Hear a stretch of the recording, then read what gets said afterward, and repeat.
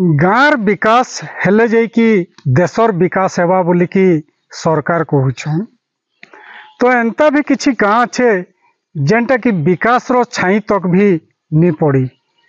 एंता गुटे गाँ के आमे आज आसी पहुँचीछू। सुंदरगढ़ जिला लेफ्रीपड़ा ब्लॉक रो गुंडियाडीही पंचायत आमनला गाँ।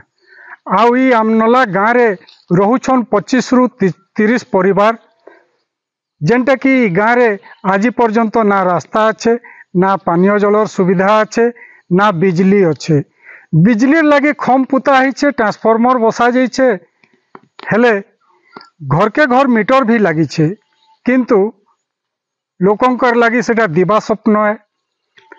कथाटा इथि लगी मुई कहूछे आज्ञा, जेन गाँ जेन आमनला गाँ आज दीर्घ वर्ष नु इने बसती स्थापन करी सबू जाक जेनटा कि आदिवासी संप्रदाय लोक आंत इनर जीवन जीविका कहला बेल के केंदू महुल टोल ये सबू के संग्रह करी से माने जीविका निर्वाह करसन। तो ये गाँव रो भिन्न भिन्न समस्या के नहीं करी गाँव लोके अनेक थर प्रशासन रो द्वारस्थ भी होइछन। एंता करी लेफ्रीपड़ा बीडीओ, जिलापाल, जनप्रतिनिधि ईमान को समस्त को निजर दाबी जनइछन जे गाँव रे तांकर जेन समस्या गुड़ाक रही से समस्या केनता करी समाधान हेबा बोलिकरी, किंतु सबू तुच्छ पलटि जाइछे। गाँव लोकंकर लगी जेनटा कि दिवा स्वप्न है, जेनटा कि लोग विकास कहसन, विकास रो इ माने छाई तक निहा माडन। मोर गाँ थी रोड रास्ता रो बहुत असुविधा। रोड रास्ताटा के 5-6 वर्ष से कामटा से टिके स्टार्ट ही जे सेटा भी नहीं हेबार तार केटा बिजली जेनटा कि कम गुटाउने हे छे से ट्रांसफॉर्मर फिर लगा छे, ट्रांसफॉर्मरटा फिर खराबटा गोटे खाली ये चलू छे आउ से तारटा फिर चोरी हे छे। से तारटा फिर आज जाकर वर्ष 1 वर्ष 1 मास हेलाने एप्लिकेशन डालथिलु से लेफ्रीपड़ा, उजलपुर, तारपरे सुंदरगढ़ जेन कलेक्टर ऑफिस आउ से इलेक्ट्रिक ऑफिस 4-5 थर 3-4 थर एप्लिकेशन डालथिलु, हेले फिर सेटा आज जाकर किसी काम नहीं है। से जेन क्वेश्चन जेन इलेक्ट्रिक विभाग के क्वेश्चन बोले से माने क्वेश्चन कि तुमर बजट नहीं आसी तो 2-2.5 किलोमीटर तार चोरी होइछे हेतकी लगे से माने क्वेश्चन के बजट नहीं आसी। हमरो गाँव रे या अमनला गाँव हमरा बहुत असुविधा अछि। एक रे होइछे रोड रास्ता नहीं हेबार के किछि हम सुविधा पाउ नहीं।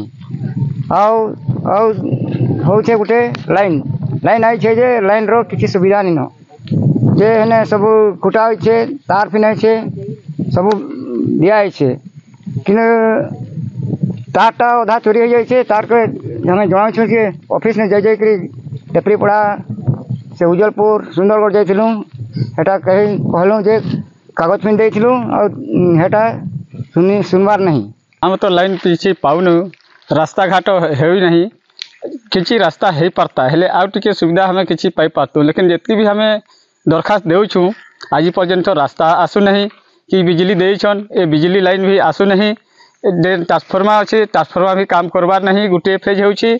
आउ जेनटा कि केते कंप्लेन करलु न पंचायत थ्रो नु नहीं करे कलेक्टर जाकर किसी आउ सुनु नाहंती ऑफिसर गुरा। हमर जेतकी कथा कही गले और भी बहुत किसी भी सरकारी सुविधा वयोज्येष्ठ व्यक्ति मान को नहीं कि छोट आज पर्यंत छोट छुआ मानकर भी छोट आंगनबाड़ी गोटे हेबार कथा, किंतु सेटा भी हो पारिनी।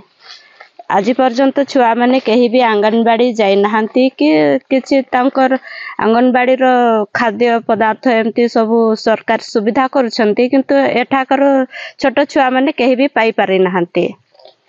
आ पानीय जलर असुविधा बहुत अच्छे, गाई गोरु समस्ते अच्छे, कौटी गोटे झरिया अच्छी से ठाकर समस्ते यूज करुछंते गाधोइबा एमती पीबार बेले बेले खरा समय अच्छे एबे तो सुखी जीव, किंतु गोटे जगार अच्छे सेटा समस्ते निर्भर करी चलुछंते। एंता भी गाँ अच्छे जेनटा कि विकसित काण विकास रो से चिन्ह वर्ण कौनसी जिनिस से गाँव रे देखबार लगी नहीं मिलबार।